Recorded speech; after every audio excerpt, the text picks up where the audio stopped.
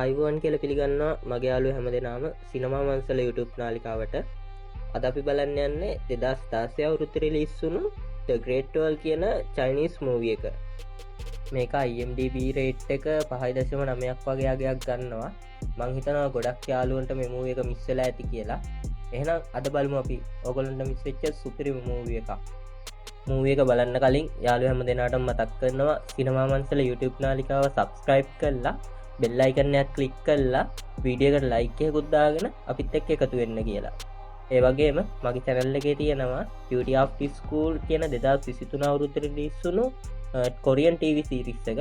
ඒකත් channel එකට ගිහිල්ලා බලන්න කියලා කට්ටියට ආරාධනා කරනවා. එහෙනම් අපි යන් අද අපේ කතාව බලන්න. මේ සිනමා මන්සල.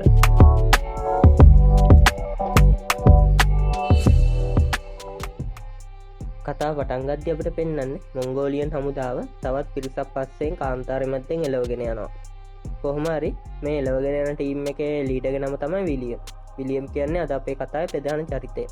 විලියම් අශ්වය ටික වෙන පැත්තකින් යවලා මොංගෝලියන් හමුදාවෙනුත් බේරලා ඒගොල්ලෝ හැංගිලා අද රැයගත කරන්න තැනකට එනවා. කට්ටිය හමුදාවෙනුත් බේරලා ඇවිල්ලා මෙතන නතර වෙලා දැන් ගිනිමැලයක් ගහගෙන වට වෙලා කතා වෙන්නේ මේගොල්ලෝ ආපු කාරණාව. මේගොල්ලෝ ඇත්තටම විල්ලා තියෙන චීනෙට වෙඩි බෙහෙත් තොරකම් කරන්න. එහෙම ඊට පස්සේ එතනින් විලියමුයි ටවරුයි යනවා කෑම හොයාගෙන එන්නම් කියලා තුවාල වෙච්ච අයවත් ගිනිමැලේ ගාවින් තියලා. ඒත් ටික වෙලාවකින් විලියමුයි ටවරුයි ඇවිල්ලා බලද්දි මෙතන හිටපු ඒගොල්ලෝගේ යාළුවෝ ටිකට කවුරු හරි පහර දීලා ඒගොල්ලෝගේ යාළුවෝ එක්කෙනෙක්වත් හොයාගන්න නැහැ. ඊට පස්සේ විලියමුයි ටවරුයි කලබල වෙලා වටපිට බලද්දි මේ අමුත්‍යාතිය සතා මේ දෙන්නටත් පහර දෙන්න එනවා. ඒත් විලියම් කියන්නේ දක්ෂ රණශූරයෙක් නිසා විලියම් සතත් එක්ක සටන් කරලා සතාගේ අතකුත් කපලා දානවා. එතකොට සතා පැනලා දුවනවා. ඊට පස්සේ විලියම්ලා උදේම මේ සතාගේ කැපිච්ච අතත් අරගෙන යන්න පිටත් වෙනවා. හැබැයි ඒගොල්ලන්ට ඒ විදියට වැඩි දුරක් යන්න වෙන්නේ නැහැ. අර මොංගෝලියන් සොල්දාදුවෝ ටික ආයෙ මේගොල්ලන්ගේ පස්සෙන් පන්නන්න ගන්නවා. ඒගොල්ලෝ හැමම යද්දි මේගොල්ලන්ට වෙන කරන්න දෙයක් නැති හින්දා මේගොල්ලෝ චීන මහප්‍රාකාරයේ පැත්තට පසුබහින්න තීරණය කරනවා. චීන මහප්‍රාකාරය ළඟට ගිහුව මේ දෙන්නා පිළිගන්න චීන සෙබළු ඊතල වර්ෂාවම මෙවනවා. මේගොල්ලොන්ටත් ඉති වෙන කරන්න දෙයක් නැහැනේ. මොංගෝලියන් හමුදාවට අහු වුණොත් මැරෙන්න වෙනවා කියලා දන්න මේගොල්ලෝ බැහැලා ආයුධ බිම තියලා චීන හමුදාවට යටත් වෙනවා. ඊට පස්සේ මොංගෝලියන් සෙබළුත් හැරලා ගියාට පස්සේ මේගොල්ලොන්ව චීන මහප්‍රාකාරය ඇතුළට එක්කගෙන යනවා. මේක ඇතුළේ ඉන්නවා එක එක පාට සන්හා ඇඳුම් වලින් සැරසිච්ච විශාල සෙබළු පිරිසක්. කියන්න අමතකුණානේ. මේ ඉන්න අපේ කතාවේ තවත් විශේෂ කැරක්ටර් එකක්. මෙයාගේ නම තමයි කමාන්ඩර් ලින්. ඊළඟට මේගොල්ලොන්ව ජෙනරල් ගාවට ගෙනල්ලා. ජෙනරල් අහනවා මෙයාගොල්ලොන්ගෙන් මේ සතාගේ අත කොහෙන්ද කියලා. මේගොල්ලොත් කියනවා ඊයරෑ වෙච්ච සිද්ධිය. මේ සතා මේගොල්ලොන්ට ඇටැක් කරා මේ දෙන්නෙක් හොයලා ඒ සතාව මැරුවා කියලා. ඒත් මෙතන ඉන්න කවුරුවත් ඒක විශ්වාස කරන්නේ නැහැ. එක්ක මේගොල්ලොන්ගේ උපදේශක වැන් ඇවිල්ලා බලලා ඒගොල්ලෝගේ ආයුධ අල්ලලා බලලා කියනවා මේ සතාගේ ආයුධවල තියෙනවා මේගොල්ලෝ කියන කතාව ඇත්තක් වෙන්නත් පුළුවන් කියලා.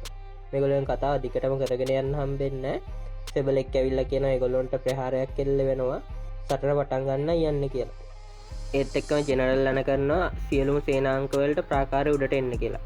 මේ දෙන්න අපේ විලියමුයි ටවරුයිත් අරගෙන තමයි උඩට එන්නේ. උඩට ආවම විලියම් දකින්න දෙයින් ඇස් උඩ යනවා. ඒගොල්ලෝ දකිනවා පර්ෆෙක්ට් ආර්මි එකක් උඩ ඉන්නවා. පාට සන්හා ඇඳුම් ඇඳගෙන අති දක්ෂ රණශූරයෝ ටිකක් උඩ ඉන්නවා. ඒගොල්ලෝ දකිනවා. මේගොල්ලෝ ප්‍රධාන වර්ණ පහකින් තමයි සන්හා ඇඳගෙන ඉන්නේ. නිල් පාට, කහ පාට, කළු පාට, රතු පාට, ඒ වගේම දම් පාට. නිල් පාට ආම ඇඳන් ඉන්න අයට තමයි අපේ කමාන්ඩර් ලින් අණ දෙන්නේ. ඒ වගේම පෙන්නනවා නිල් පාට ආම ඇඳන් ඉන්නේ ගෑනු අය විතරයි කියලා. මේගොල්ලෝ ඉවසිල්ලෙන් උඩට වෙලා බලාගෙන ඉන්නවා ඒගොල්ලෝගේ සතුර එනකම්. ඒත් එක්කම වෝල් එකට එහා පැත්තේ ඊයරා විලියම්ලට පහර දුන් જાතිය සත්තු විශාල ප්‍රමාණයක් වෝල් එක පැත්තට එනවා අපිට පෙන්නනවා. ඒත් එක්කම ජෙනරල් ෂාවාන කරනවා මේගොල්ලන්ට පහර දෙන්න කියලා. මේ කට්ටිය පහර දෙන්න පටන් ගන්නවා. මේගොල්ලොන්ගේ ගොඩක් කට්ටිය ගිනි බෝල වලිනුයි ඊතල වලින් මැරෙනවා. ඒත් මේ සත්තු එන එක නම් නතර වෙන්නේ නැහැ. සත්තු දිගටම එන්න ගන්නවා. කොහොම හරි ගිනි බෝල වලිනුයි ඊතල වලිනුයි බේරුණු සත්තු බෝල් එක ගාවට එනවා. එතකොට තමයි අපේ කමාන්ඩර් ලී ප්‍රමුඛ ඒගොල්ලෝගේ කණ්ඩායම වැඩ පටන් ගන්න. මේගොල්ලෝ උඩ හදලා තිබ්බ අට්ටාල වලින් පල්ලෙහාට පැනලා ඒගොල්ලෝගේ තියුණු උල් වලින් ඇනලා සත්තුන්ව මරනවා. මේක අපේ විලියමුත් බලාගෙන ඉන්නවා පැත්තකට වෙලා. ඒත් මේකේ පල්ලෙහාට යන ගොඩක් දෙනෙක් ආපහු උඩට එන්නේ නැහැ. ඒත් එක්කම එක පැත්තකින් පෙන්නනවා මේ රාක්ෂයන්ගේ රැජිනව. මේ රැජින දකින අපේ උපදේශක වැන් ජෙනරල්ට කියනවා ඒ රැජිනට පහර දුන්නන මේ සත්තු වෙන එක නවතිී කියලා. ඒත් එක්කම ජෙනරල් අන කරනවා රජිනට පහර දෙන්න. ඒත් රැජිනගේ වටේ ඉන්න සත්තු මේ රැජිනව ආරක්ෂා කරන හින්දා රැජිනට පහර දෙන්න බැරි වෙනවා. ඊළඟට රැජින එයාගේ ශබ්ද තරංග වලින් එයාගේ සත්තුන්ට අන කරනවා වෝල් එක උඩට නගින්න කියලා. ඒත් එක්කම සත්තු වෝල් එක උඩට නගින්න ගන්නවා. වෝල් එක උඩ ඉන්න හැම සෙවලෙක්ව මරන්න පටන් ගන්න සත්තු එකින් එක. මේක අපේ විලියමුත් බලන් ඉන්නවා පැත්තකට වෙලා. මේ දෙන්නව ගැට ගහලා ඉන්න මේ දෙන්නට මුකුත්ම කරගන්න බෑ. ඒත් එක්කම පැත්තකට වෙලා හැංගිලා බලන් හිටව සර් බෝල්ඩ් කියලා තවත් සුදු ජාතියෙක් ඇවිල්ලා විලියම්ලව නිදහස් කරනවා. ඊළඟට තවත් පැත්තකින් පෙන්නනවා ෂාව් කියලා සාමාන්‍ය සෙබලෙක් ගිහිල්ලා මේ සතෙක්ට පහර දෙනවා. ඒත් මේ සතා හරිම ලේසියෙන් ෂාව් මරන්න හදද්දි අපේ විලියම් පැනලා ෂාව්ගේ ජීවිතේ බේර ගන්නවා. අපේ විලියමුයි ටවලුයි එක්කව් වෙලා මේ උඩ ඉන්න සත්තු ගොඩාරියක්ව මරලා මෙතන ඉන්න සෙබළු ගොඩක් බේර ගන්නවා. ඇත්තටම විලියමුයි ටවලුයි කියන්නේ අති දක්ෂ රණශූරයෝ දෙන්නෙක් කියලා මේගොල්ලෝ සටන් කරන විදිහෙන් අපිට තේරුම් ගන්න පුළුවන්. ඒත් එක්කම පැත්තකින් රැජින ඉඳගෙන මේගොල්ලොන්ගේ කට්ටිය මැරෙනවා දැකලා රැජින සත්තුන්ට අණ කරනවා පසුබසින්න කියලා. ඒත් එක්කම සත්තු ටික මැරිච්ච සතෙක්ගේ බොඩි එකක්වත් ඉතුරු කරන්නේ නැතුව හැම කෑල්ලක්ම අරගෙන පසුබසිනවා. ඒත් එක්කම සත්තු ටික ගිහිල්ලා යුද්ධ ඉවරුණාට පස්සේ විලියමුයි ටවලුයි ආයෙත් ආයුධ බිම දාලා යටත් වෙනවා. ඒත් පුදුමයකට වගේ මේගොල්ලොන් හිරේට දාන්න නැතුව මේගොල්ලොන්ට නවතින්න කාමරයක් දීලා. ඒත් එක්කම උදේ විලියම් ජීවිතේ බේරගත්තු ෂාව් ඇවිල්ලා විලියම්ට ස්තුති කරනවා බලා ගන්න පුළුවන්. ඊළඟට සීන් එකේ රෑ වෙලා විලියම් ළඟාවට මේගොල්ලොන් උදේ බේරගත්තු බලාට් කියන මිනිස්සෙක් ඇවිල්ලා. ඇත්තටම මේ බලාට් කියන මිනිස්සයා ඇවිල්ලා තියෙන්නේ වෙඩි බෙහෙත් හොරකම් කරන්න තමයි. ඒත් මෙයාව චීන හමුදාවට අහු වෙලා. ඊට පස්සේ චීන හමුදාවෙන් කරලා තියෙන්නේ මෙයාව හිරේ දානවා වෙනුවට මේගොල්ලොන්ට ඉංග්‍රීසි උගන්වන්න බලාට්ට තියාගෙන. ඒ සීන් එක හැමෝම කට් වෙලා ඊළඟ සීන් එකෙන් පෙන්වන්න අපේ වීරයෝ දෙන්න කෑම කන්න වෙනවා. එතකොට ඉන්න චීන සෙබළුන්ගෙන් අපේ වීරයෝ දෙන්නට හොඳ පිළිගැනීමක් තමයි ලැබෙන්නේ. හැමෝම මේ දෙන්නට ස්තුති කරනවා.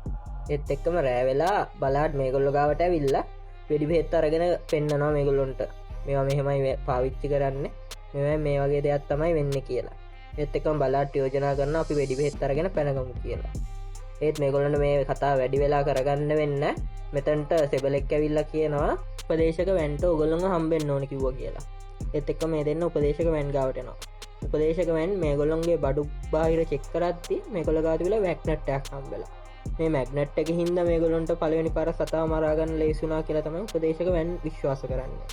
ඒත් එක්කම විලියම් අහනවා මේ සත්තුන්ගේ අතීත කතාව මොකක්ද කියලා. උපදේශක වැනුත් මේගොල්ලන්ට සත්තුන්ගේ අතීත කතාව ගැන කියලා දෙනවා.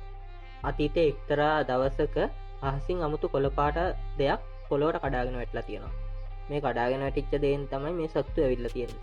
ඊට පස්සේ මේ සත්තු හැම අවුරුදු 60කටම පාරක් මෙහෙට ඇටැක් කරන්න පටන් ගන්න තියෙනවා. මේ සත්තුන්ගේ ඇටැක් වලින් බේරෙන්න හදපු තැනක් තමයි මේ චීන අප්‍රාකාරය කියන්නේ කියලා මම මේගොල්ලන්ට කියනවා. මේ සත්තු පහර දෙන්නේ මේගොල්ලන්ගේ රැජිනව පෝෂණය කරන්න කෑම හොයාගන්න. මේගොල්ලෝ විශ්වාස කරනවා මේ සත්තු ඇවිල්ලා තියෙන්නේ මිනිස්සුන්ගේ කූඩ ක්‍රියාවලට දඩුවම් දෙන්න ස්වර්ගයේ ඉඳන් කියලා. මේ කතාව මෙහෙම වැන් කියන අතරේ එහා පැත්තෙන් තව සිද්ධියක් වෙනවා. මේ පැත්තේ කමාන්ඩර් ලී ජෙනරලුයි බෝල්ලෙකුට සංචාරය කරන ගමන් තමයි ඉන්නේ. මේගොල්ලෝ දකිනවා ඉස්සරහා සෙබලෙක් මැරලා ඉන්නවා. ඒත් එක්ක මේගොල්ලෝ වටපිට බලද්දි ඉස්සරහා තව රාක්ෂයෙක් ඉන්නවා මේගොල්ලෝ දකිනවා. ඒත් එක්ක මේගොල්ලෝ ආම එකක් සූදානම් කරන් ඉස්සරහට යනවා කට්ටිය සතාට ඇටැක් කරන්න. ඒත් කවුරුවත් දකින්න නැතුව පිටිපස්සෙනුත් සතෙක් ඇවිල්ලා ඇටැක් කරනවා. මේ සතා කමාන්ඩර් ලීට ඇටැක් කරන්න හදද්දි ජෙනරල් ඇවිල්ලා කමාන්ඩර් ලීව බේර ගන්නවා. ඒත් ජෙනරල් සතාගේ අතින් දරුණු විදියට තුවාල වෙනවා. ජෙනරල් අවාසනාවන්ත විදියට මිය යනවා. ජෙනරල් අවසාන මොහොතේදී කමාන්ඩර් ලීව ජෙනරල් විදියට පත් කරනවා. ඊළඟට කට්ටිය ජෙනරල්ගේ අවමංගල්‍ය උත්සවය සමරනවා අපිට බලා ගන්න පුළුවන්. ඊළඟ සීන් එකේදී අපිට පෙන්වන්නේ සේනාංකවල නායකයෝ ටික ඔක්කොම එක්කහුව වෙලා ඊළඟට ඇටැක් එක දෙන්න කොහොමද කියලා ප්ලෑන් කරන ගමන් ඉන්නේ. මෙතනදී උපදේශක වැන් මේගොල්ලන්ට කියනවා යාට සතෙක්ව පණ පිටින් අල්ල ගන්න ඕනේ කියලා. ඒත් ඒගොල්ලන්ට ඒකට විදියක් නැහැ කියලා කියද්දි විලියම් මේගොල්ලන්ට කියනවා සතෙක්ව නිදි බෙහෙත් දාලා නිදි කරවලා අල්ලගමු කියලා. කට්ටිය මේකට එකඟ වෙනවා. ඒ සන්නාද එතන එහෙම ඉවරුණාට පස්සේ එහා පැත්තෙන් අපිට පෙන්නනවා අපේ ටවලුයි විලියම්ුයි දෙන්න රණ්ඩු වෙනවා. ටවල් විලියම්ට බයිනවා අනුන්ගේ යුද්ධයකට මෙහෙම අනවශ්‍ය විදියට මැදිහත් වෙනවා. ඔයාට ආපු කාරණාව මතක නැද්ද? අපි ආයේ වෙඩි බෙහෙත් හොරකම් කරන්න. අපි හෙට යුද්ධ වෙලාවේදී වෙඩි බෙහෙත් හොරකම් කරලා පැනලා යනවා. ඔයත් එන්න කියලා. විලියම් කියන යාට බෑ කියලා. ඔයා ටවල් කියන යා තනියෙන් යනවා කියලා. එහෙම ඊළඟ සීන් එකේදී පෙන්වන්නේ අපිට යුද්ධ වෙලාව ඇවිල්ලා කියලා. වැන් කියපු විදියට මේගොල්ලෝ නිදි බෙහෙත් හදලා ඊතලවල ගාලා සූදානම් කරගන්නවා සත්තුන්ව අල්ලගන්න. උදේ පාන්දර තියෙන මීදුම හින්දා මේගොල්ලන්ට මුකුත්ම දර්ශනයක් පේන්නේ නැහැ සත්තු වෙනවද නැද්ද කියලා. ඉතින් මේගොල්ලෝ හොඳ ඉවසීමෙන් සැවුම්කන් දීගෙන ඉන්නවා සත්තු වෙන පැත්ත දිහා. මේගොල්ලෝ දන්නේම නැතුව සත්තු ගොඩක් ළඟටම ඇවිල්ලා මේ මීදුම හින්දා. මේගොල්ලෝ එහෙම සැලසුමේ විදියට පහර දෙන්න ගන්නවා. පෝල් එකේ එක පැත්තකින් තියුණු බ්ලේඩ් දාලා සත්තුන්ව කපන්න ගන්නවා. සත්තුත් එකිනෙකා කෑලි කෑලි වලට කැපිලා බිමට වැටෙනවා. ඒත් එක්කම අපිට තව පැත්තකින් පෙන්නනවා අපේ ටවලුයි බ්‍රෑන්ඩුයි දෙන්න වෙඩි බෙහෙත් හොයාගෙන යනවා. ඒත් එක්කම සැලසුමේ තිබ්බ විදියට නිදි බෙහෙත් ආපු ඊතල වලින් විදලා සත්තුන්ව අල්ල ගන්න ගන්නවා. සත්තුත් සිහිය නැති වෙලා වැටෙනවා. ඒත් මේ වැඩේ වැඩි වෙලා කරගන්න වෙන්නේ අනිත් සත්තු ඇවිල්ලා මේ දේ තේරුම් අරගෙන මේගොල්ලන්ට උදව් කරන්න ගන්නවා. ඒත් එක්කම ජෙනරල් ලන කරනා කිනි බෝල වලින් පාර වහන්න කියලා. මේගොල්ලෝ සත්තු අල්ලගත්තට වැඩක් නැහැ. ඒගොල්ලන් උඩට ගන්න බෑ කියලා තේරුම් ගන්නවා. ඊට පස්සේ අපේ විලියම් කරන වැඩේ දන්වල දිගේ පල්ලෙහාට ගිහිල්ලා සිහිය නැති වෙලා ඉන්න සතෙක්ව ගැට ගහනවා දන්වලේ කොනක. දන්වලෙන් ගැට ගහලා සතා උඩට ගන්නවත් එක්ක මෙතනට තව සතෙක් ඇවිල්ලා විලියම්ට ඇටැක් කරන්න හදනවා. මෙතනදී ටවල් ඇවිල්ලා විලියම් වේර ගන්නවා. ටවල් ගිහිල්ලා නැහැ විලියම්ම දාලා. ඒත් එක්කම සත්තු ඇවිල්ලා මේ දෙන්නට ඇටැක් කරද්දී උඩ ඉන්න සෝල්ජර්ස්ලා වෙඩි බෙහෙත් දාපු ඊතල විදලා මේ දෙන්නව බේර ගන්නවා. ඒත් එක්කම විලියම් හැරෙද්දි විලියම් ඉන්නේ යුද්ධ ඉවර වෙලා ගෝල් එක ඇතුලේ. මෙතෙන්ට ආපු ජෙනරල් ලී විලියම්ට ස්තුති කරලා කියනවා අපිට සතාව අල්ලගන්න පුළුවන් වුණා කියලා. ඒත් එක්කම ඊළඟ සීන් එකේ අපිට පෙන්වන්නේ කට්ටිය වට වෙලා ඉන්නවා සතා ගාවට. උපදේශන වැන් සතා පැත්තට දික් කරනවා මැග්නට් එක. ඒත් එක්කම හිතා ගන්නවත් බැරි විදියට සතා පැරලයිස් වෙලා වගේ එකතන ඉන්නවා. ඒත් එක්කම චීන අධිරාජ්‍යයට මේ ගැන දැනුවත් කරන්න ඕනේ කියලා සතාව චීනෙට අරගෙන යන්න හදනවා. කාටවත් විරුද්ධ වෙන්න බෑ මේක අධිරාජ්‍යගේ අනක් හින්දා. ඉතින් කට්ටිය සතාව අරගෙන යන්න ඒගොල්ලන්ට අවස්ථාව ලබා දෙනවා. ඊළඟ සීන් එකේදී අපිට පෙන්නනවා විලියම් ටවල් බෝලාඩ් වෙඩි බෙහෙත් අරගෙන පැනලා යන විදිය ප්ලෑන් කරනවා. විලියම් නම් කියන්නේ යාට එන්න බෑ කියලා මේ වැඩේට. ඒත් ටවල් කියනවා අපි අනිවාර්යෙන් වෙඩි බෙහෙත් අරගෙන යනවා ඔයාවත් නැතත් කියලා. ඊට පස්සේ ටවලුයි බෝලාඩුයි යනවා වෙඩි බෙහෙත් අරගන්න තැන පාර හදාගන්න. මේගොල්ලෝ මේ විදියට මෙතන පාර හදද්දි එහා පැත්තෙන් අපේ යුද්ධේ පසුවිස්පරම කරන්න ගිහපු කණ්ඩායම දැනගන්නවා සතුරෝ යුද්ධෙක් කියලා බොරුවට අඟවලා එතන උමගක් කාරලා තියෙන්නේ කියලා. ඒ වගේම එතන උමගෙන් දැන්ටමත් ගොඩක් කට්ටිය අගනුවරට ගිහිල්ලත් කියලා දැනගන්නවා. ඒත් එක්කම ටවලුයි බෝලාඩුයි දෙන්න වෙඩි බෙහෙත් තොරකම් කරගෙන පැනලා යන්න හදද්දි විලියම් ගිහිල්ලා යාව නවත්තන්න හදනවා. ඒත් විලියම්ටත් ගහලා ඒ දෙන්න පැනලා යන හින්දා විලියම්ට සිහිය නැති වෙලා එතන හිර වෙනවා. ඊට පස්සේ වෙන්නේ සෙබළු ඇවිල්ලා විලියම්ව අල්ලගන්න එක. ඊට පස්සේ සෙබළු විලියම්ම කමාන්ඩර් ජෙනරල් ගාවට අරගෙන යනවා. විලියම් මෙතනදී කියනවා එයා ඒගොල්ලොන්ව නතර කරන්න හැදුවේ ඒත් ඒගොල්ලෝ පැනලා ගියා එයාට කරගන්න දෙයක් තිබෙන්නේ නැහැ කියලා. ඊට පස්සේ ජෙනරල් අන කරනවා විලියම්ම හිර කූඩුවට දාන්න කියලා. ඊට පස්සේ ජෙනරල් කරන්නේ හොට් බැලුනුත් අරගෙන අගනුවර පැත්තට පිටත් වෙන එක. මේ හොට් බැලුන් තාම පරීක්ෂණ මට්ටමේ තියෙන හින්දා ගොඩක් ඒවා පුපුරලා යනවා. භාගයයි අගනුවරට යන්න පුළුවන් වෙන්නේ හරියටම. මේගොල්ලෝ මේ හොට් බැලුන් වල නැගලා අගනුවරට යනවා. ඒත් එක්කම ෂාවෝ ඇවිල්ලා විලියම්ම නිදහස් කරනවා. ජෙනරල් කිව්වා කියලා විලියම්ට යන්න පුළුවන් කියලා. ඒත් එක්කම විලියම් කරන්නේ එයාත් හොට් බැලුන් එකක නැගලා අගනුවරට යන එක. එහා පැත්තෙන් අගනුවර රජතුමා මේ සතා ගාව තියෙන මැග්නට් එක අයින් කරනවා. ඒත් එක්කම සතා නැගිටලා තංගලන්න පටන් ගන්නවා. සතා එයා ඉන්න තැන සිග්නල් එක රැජිනටත් යවනවා. ඒත් එක්කම රැජින යන පාර වෙනස් කරලා අගනුවර පැත්තට එන්න පටන් ගන්නවා. මේගොල්ලෝ දන්නේ නැහැ මේ සතාගේ සේනාව එනවා කියලා අගනුවර පැත්තට. කොහොම හරි එතන හිටපු කෙනෙක් නැගිටලා සතා ගාවට ආපහු මැග්නට් එක විසික් කරනවා. ඒත් එක්කම සතා ආපහු පැරලයිස් වෙනවා. ඒත් මේගොල්ලෝ දැන්ටමත් පරක්කු වැඩි. ජෙනරල් අගනුවරට එද්දි දකිනවා සත්තු ඇවිල්ලා අගනුවර සම්පූර්ණ විනාශ කළා කියලා. ඒගොල්ලෝ එද්දි දැන්ටමත් පරක්කු වැඩි කියලා. ඒත් එක්කම ජෙනරල් ලීත් පල්ලෙහාට බහැලා සත්තුත් එක්ක සටන් කරන්න කරනවා. ඒ ජෙනරල් ලීට වැඩි වෙලාවක් අල්ලගෙන ඉන්න බැරි වෙනවා. සත්තු ඇවිල්ලා ජෙනරල් ලීව මරන්න හදද්දි විලියම් තමයි එයා බැලුන් එකේ ඇවිල්ලා සත්තුන්ගෙන් ජෙනරල්ව බේරගන්නේ. ඒත් එක්කම කට්ටිය ප්ලෑන් කරනවා අල්ලගත්තු සතාගේ ඇඟේ වෙඩි බෙහෙත් ගැට ගහලා රැජින ගාවට යවලා සතාව පුපුරලා හැරලා රැජිනව මරන්න. ඒත් ඒගොල්ලෝ රැජින ගාවට සතාව අරන් එද්දි පරක්කු වැඩි. දැන්ටමත් සත්තු වටෙන්ම වට කරලා පිංගේ ඇතුළට එන ගමන් තමයි ඉන්නේ. මෙතන කට්ටිය කරන්න කිසි දෙයක් නැතුව බලාගෙන ඉද්දි ෂාවෝ හොඳටම තුවාල වෙලා මෙතන වැටලා ඉඳලා නැගිටිනවා. ෂාවෝ එයාගේ ඇඟේ තියෙන වෙඩි බෙහෙත් ටික පුපුරලා හැරලා සත්තුන්ට එන්න තියෙන පාර වහලා දානවා. ඒත් එකම සත්තුත් එක්කම ෂාවොත් පුපුරලා මැරලා යනවා. ඊළඟට කට්ටිය කරන්න ඒගොළොන්ග ප්ලෑන් එක විදියට සතා හැරලා මැරිච්ච මිනිියවාරගෙන යන විදිය බලාගෙනන්නවා. සතත් ඒ මිනිියවාරගෙන යනවා රැචින ගාවට. ඒත් රැජිනගේ ආරක්ෂකයෝ සතාව පරීක්ෂා කරලා හිතපු විදියටම සතාට ඇතුළට යන්න දෙනවා. මේත් එක්කම ක්‍රියාත්මක වෙන ජෙනරල් ලී විලියම් එක්ක උඩට යනවා. උඩට ගිහිල්ලා වෙඩි බෙහෙත් දාපු ඊතලයකින් රැජිනට විදින්න තමයි මේගොල්ලෝ ප්ලෑන් කරන්නේ. මේගොල්ලෝ හරියටම එම් එක අරන් රැජිනට විත්තා. රැජිනගේ වටේ ඉන්න ආරක්ෂක රැජිනටම ගාඩ් කරන නිසා මේ ඊතලයන රැජිනට වදින්නේ නැහැ. මේත් එක්කම රැජින යාගේ සත්තුන්ට අණ කරනවා කොහෙන්ද යාට පහර දුන්නේ කියලා හොයන්න කියලා. සත්තුත් වටේම තියෙන හැම බිල්ඩින් එකකටම පහර දීදී හොයනවා. මේ සත්තු විලියම්ලා ඉන්න බිල්ඩින් එකටත් ඇටැක් කරනවා. ඒත් එක්කම පහළ හිටපු වැන් උඩට මැග්නට් එක විසික් කරනවා. ඒත් අවාසනාවන්ත විදියට වැන් මිය යනවා. ඊළඟ පාර ක්‍රියාත්මක වුණු විලියම් ආයේ රැජිනට එම් කරලා ෂූට් කරනවා. මේ පාර රැජිනගේ ආරක්ෂකයෝ නිසා ඒකත් ව්‍යාප්ත වෙලා යනවා. ඒත් එක්කම රැජින දකිනවා විලියම්ලා ඉන්න තැන. රැජින යාගේ සෙබළු ඔක්කොටම අණ කරනවා විලියම්ලා ඉන්න තැනට පහර දෙන්න කියලා. මේත් එක්කම බිල්ඩින් එක කඩාගෙන ගොඩක් සත්තු මේ බිල්ඩින් එකෙන් එළියට එනවා. එයා ගාව තිබ්බ අන්තිම ඊතලෙත් ප්‍රයෝජනයට ගන්න හදන විලියම් මුලින්ම මැග්නට් එක යවලා ඊළඟට ඊතලේ යවනවා. මේ පාරන සත්තුන්ට මැග්නට් එක යවපු හින්දා පොඩි බලපෑමක් වෙලා ඒගොල්ලන්ට කව කරගන්න වෙලා මති වෙනවා. ඒත් එක්කම ඊතලේ ගිහිල්ලා රැජිනගේ කකුල් දෙක ගාවටම වදිනවා.